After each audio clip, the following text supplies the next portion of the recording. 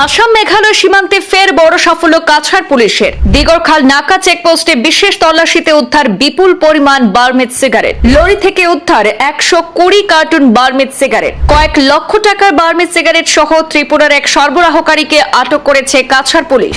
শনিবার সকালে আসাম মেঘালয় সীমান্তের দিগরখাল পুলিশ নাকা চেক গেটে বিশেষ তল্লাশি অভিযান চালিয়ে বিপুল পরিমাণ বার্মিজ সিগারেট উদ্ধার করল কাছাড় পুলিশ।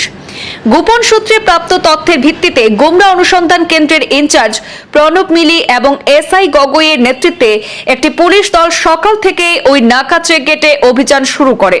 তল্লাশির সময় NL01AE 3854 নম্বরের একটি লরি থেকে উদ্ধার করা হয় মোট 120 কার্টুন বার্মিজ সিগারেট।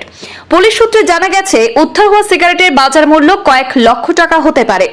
এই ঘটনায় একজন সরবরাহকারীকে আটক করা হয়েছে। আটক ব্যক্তির নাম অজয় মণি জমাতিয়া। সে ত্রিপুরার বাসিন্দা বলে জানা যায়।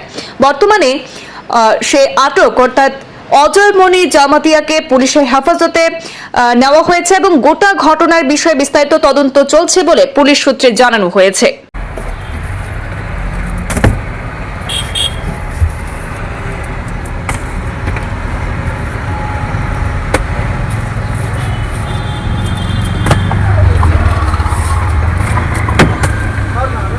চারজন